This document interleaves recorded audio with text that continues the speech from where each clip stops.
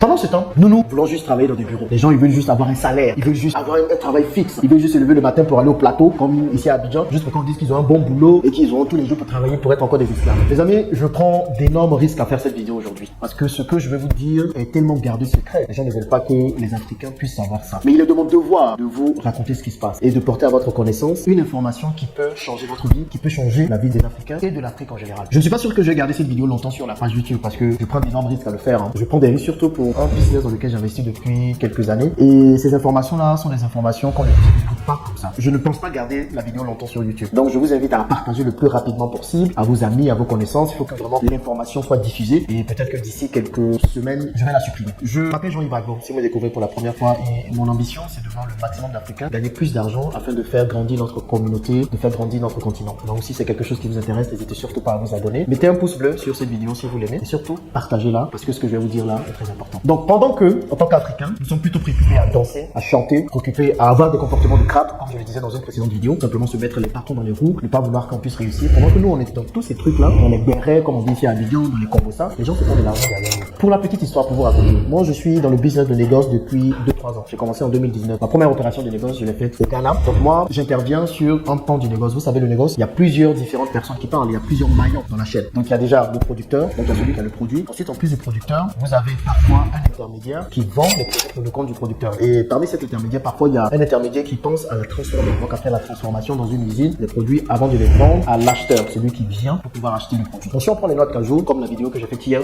j'espère que vous l'avez regardée, sinon je mettrai le lien juste quelque part là. Allez regarder cette vidéo, vous allez comprendre ce que je veux dire aujourd'hui dans celle-ci. Donc vous avez les producteurs, vous avez l'intermédiaire qui a souvent une usine qui stocke le produit chez lui et du coup qui le vend derrière. Donc après vous avez le négociant qui vient voir l'intermédiaire pour prendre les produits pour les donner à un acheteur. Nous on se met au niveau du négociant. Et moi ce que je fais dans les négociants ou dans les négociants, il y a plusieurs choses. Il y a le broker, celui qui emmène le deal. Et moi c'est quand il faut faire une avance d'argent, donc quand il faut donner un chèque, sortir de l'argent, j'interviens le plus souvent là parce que j'ai pas mal de liquidités, donc je peux vraiment facilement faire rouler tout ça. Donc je donne de l'argent, on achète les produits et ensuite on va les vendre. Donc là on est sur un projet de 500 tonnes de noix de cajou décortiquées. C'est un projet qui vaut à peu près 5 à 6 millions de dollars. Je peux vous dire que c'est beaucoup d'argent. Mais tant que vous voyez tout ça, dans toute cette chaîne là, il y a un maillon de la chaîne dans lequel les Africains sont très peu présents. Les producteurs sont souvent africains, il n'y a pas de souci. Les acheteurs ne sont pas africains. Les acheteurs c'est souvent des gens qui sont en Inde, à Dubaï, aux États-Unis, au Canada, donc ils ne sont pas africains. Et puis les négociants, ils sont pour la plupart européens. Donc déjà ça c'est un maillon dans lequel même les Africains ne sont pas. Mais il y a un autre maillon, là où on peut apporter de la valeur, là où on peut être présent. Vous vous rendez compte que les Africains ne sont pas là-bas. On n'est pas là-bas. On n'est même pas dans le négoce même pour commencer. Il y a très peu de personnes africaines qui sont dans le négoce. C'est pour ça, avec Augustin et avec Alain, c'est bon, nous avons décidé de vulgariser l'information pour qu'il y ait de plus en plus d'Africains, de jeunes Africains qui s'adonnent au négoce. Parce que vous n'avez pas idée de l'argent qui circule. C'est de l'argent facile. Pour le projet dont je vous parlais dans la précédente vidéo, on a déjà acheté les produits. Le projet est lancé pour 20 tonnes de noix de cajou décortiquées que nous avons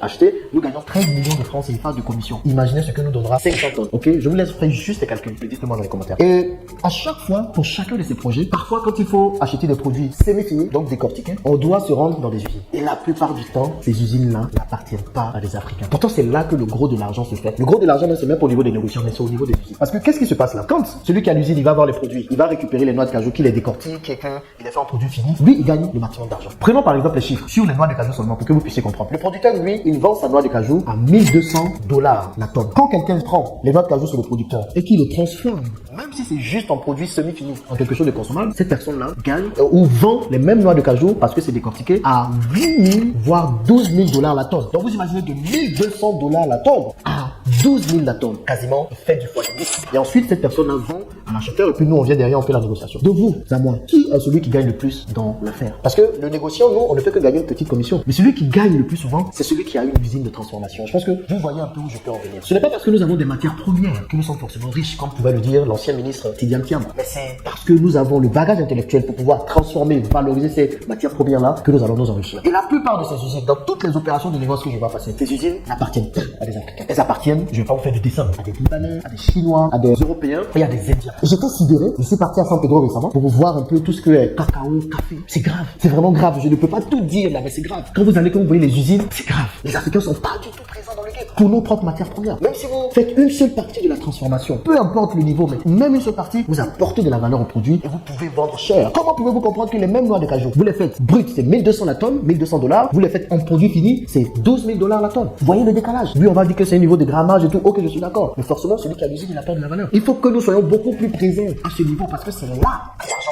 Oui, l'argent se fait au niveau de la vente aussi, mais c'est celui qui a l'usine, qui transforme, qui gagne. Imaginez toutes nos matières premières. On parle de café, on parle de cacao, on parle de coton, on parle de pétrole, on parle de manganèse, on parle de cobalt, on parle de tout ça. Nous ne sommes pas du tout dans la chaîne de la transformation. Comprenez que c'est la transformation qui rend un pays riche. C'est l'industrie qui permet à un pays de s'enrichir et pas juste la possession de matières premières. Et pour être dans le domaine, les amis, je vois qui gagne le plus grand pactole. Pendant ce temps, nous voulons juste travailler dans des bureaux. Les gens, ils veulent juste avoir un salaire, ils veulent juste avoir un travail fixe, ils veulent juste se lever le matin pour aller au plateau, comme ici à Abidjan, juste pour qu'on dise qu'ils ont un bon boulot et qu'ils auront tous les jours pour travailler pour être encore des esclaves. Pendant ce temps, l'argent se fait derrière. Retournons à la terre, retournons à ces projets-là. C'est là-bas que se trouve le gros pactole. Je vais vraiment vous inviter à repenser ça. Soyons de plus en plus nombreux dans le négoce. Si vous ne savez pas comment ça se passe, comment le faire, nous on a lancé une école. Donc, vous n'avez même pas besoin peut-être de retourner à la terre si vous ne voulez pas. Mais si vous voulez profiter d'une partie de ce business-là, les amis, rejoignez-nous et surtout, lancez-vous. C'est très important parce que c'est de l'argent qui passe comme ça devant nous. Et j'ai mal au cœur. J'ai mal au cœur à chaque fois que je fais des transactions, des négoces, parce que le plus gros de l'argent part à d'autres personnes, même pas à nous. J'ai découvert récemment au Bénin, c'est que vous avez les Indiens et les Chinois. Ils n'ont pas de stock de soja, ils n'ont rien. Et ce qu'ils font, ils vont juste devant des usines, ils prennent des photos d'eux, et ils disent que oui, on peut vous trouver ces stocks. Ils envoient chez eux, en Chine ou en Inde, et c'est eux qui deviennent les nouveaux négociants. Ça aussi, c'est un autre problème. Donc nous sommes endormis et nous laissons les autres profiter de cette mal dont Dieu nous a fait du bien. Il faut que ça change. C'est une vidéo vraiment pour vous réveiller et partagez-la à tous ceux que vous connaissez parce que il faut que nous soyons dans la transformation de nos matières premières. N'attendons pas que les autres viennent les acheter bruts.